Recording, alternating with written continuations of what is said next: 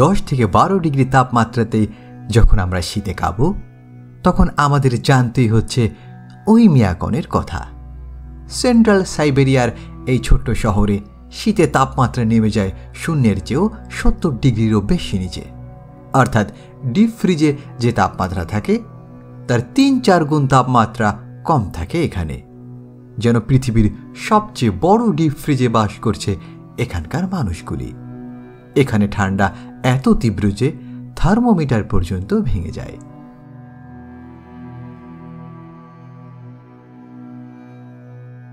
রাশিয়ার সাইবেরিয়ায় ওইমিয়াকস্কি জেলার এক পৌর শহর ওইমিয়াকন। অদ্ভুত এক শহর এটি। সমুদ্রপৃষ্ঠ থেকে উচ্চতা মাত্র 700 মিটার। কিন্তু এর আশেপাশে কোনো সমুদ্র না থাকায় এখানকার চরম ভাবাপন্ন শীতল তাপমাত্রা প্রশমিত হতে পারে না। জায়গাটা আবার অনেকটা ঢালু মতো, অর্থাৎ বেসিনের মতো। ফলে এখানকার ঠান্ডা বাইরে যেতে পারে না। ওইমিয়াকন নদীর নামে নামকরণ হয়েছে এই শহরের। স্থানীয় ভাষায় ওইমিয়াকন শব্দের অর্থ আনফ্রোজেন ওয়াটার, অর্থাৎ যে জল কখনো জমে না। কিন্তু মজার বিষয় হলো এই শহরের সব কিছুই জমে যায়।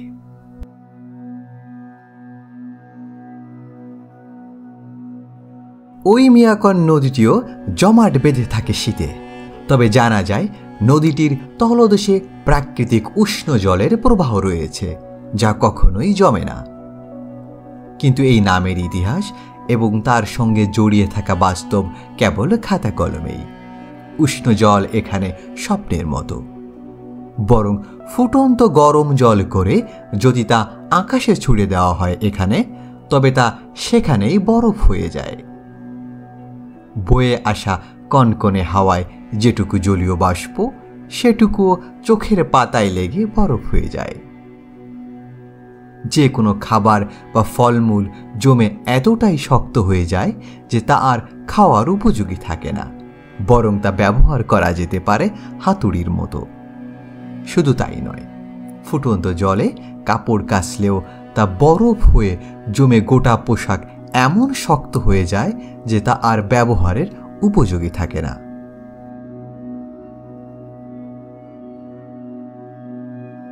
ওইমিয়াকনের আতঙ্ক ফ্রস্ট বাইট। প্রচণ্ড ঠান্ডায় শরীরের অনাবৃত কোনো অংশের রক্ত জমাট বেঁধে এই ফ্রস্ট বাইট হয়। আঙুলের মাথা, নাকের ডগা, কানের লতি এসব ছোট জায়গায় সাধারণত ফ্রস্ট বাইট হয়। ফ্রস্ট বাইট হলে আক্রান্ত অঙ্গের কোষগুলি পচে গিয়ে ধীরে ধীরে শরীর থেকে খসে পড়ে। ঠিক সময় খসে না পড়লে পচন বাড়তে থাকে সারা শরীরে। পর্বতারোহীরা অতি উঁচু বরফের পাহাড়ে প্রায় এই ফ্রস্ট বাইটে আক্রান্ত হন। কিন্তু এখানকার মানুষগুলির এ বিপদ নিত্যসঙ্গী।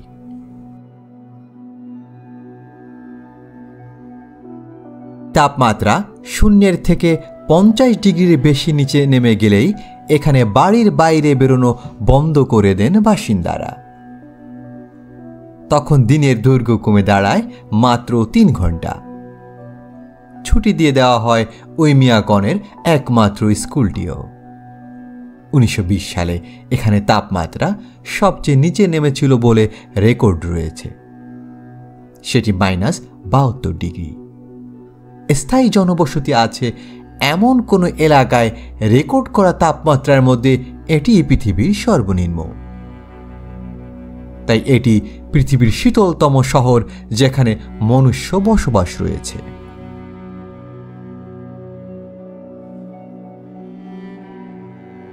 ওইমিয়াকনের বাসিন্দাদের প্রধান খাবার ঘোড়ার মাংস।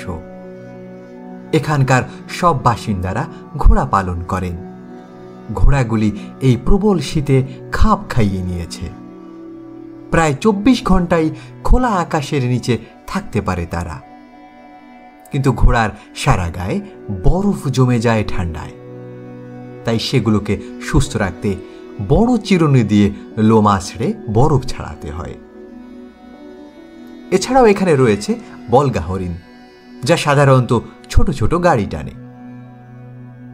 সবচেয়ে বেশি কষ্ট খাবার জলের। জল বলে তো কিছু নেই, সবই বরফ। সেই বরফই গামলায় করে তুলে এনে তা আগুনে বসিয়ে জল করে খেতে হয় বাসিন্দাদের। বেশি জল একসঙ্গে করে রেখে দেওয়ারও উপায় নেই, কারণ কয়েক মুহূর্তের মধ্যেই ঠান্ডা হয়ে জমে বরফ হয়ে যায়।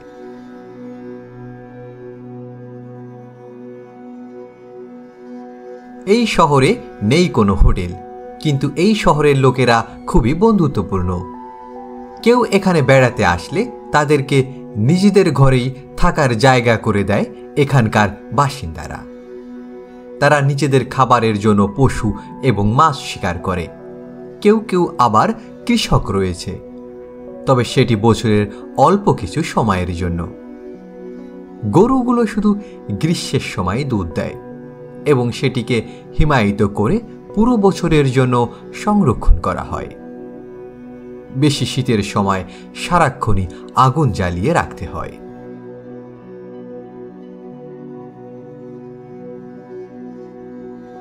এত বৈরী আবহাওয়ায় টিকে থাকতে পেরে এখানকার লোকেরা খুবই গর্বিত।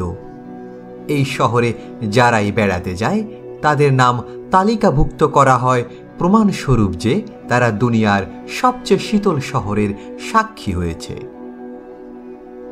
ইতিহাস বলছে এভাবেই 100 বছরেরও বেশি সময় ধরে ওমিয়কনে থাকছেন মানুষজন। তবে গত কয়েক দশকে ওমিয়কনে জনসংখ্যা কমে গেছে ব্যাপক হারে। এখন এ শহরের বাসিন্দা 1000-এরও কম। তবে এত কষ্টেও অখুশি নয় সেখানকার মানুষ। তারা মনে করেন প্রকৃতি তাদের ঢেলে দিয়েছে এত প্রতিকূলতার মধ্যেও। স্থানীয় প্রবচন বলে ওমিয়কন তৈরির সময় সৃষ্টিকর্তার হাত ঠান্ডায় জমে গিয়েছিল, তাই তার হাত ফসকে এখানে প্রচুর সম্পদ পড়ে গেছে।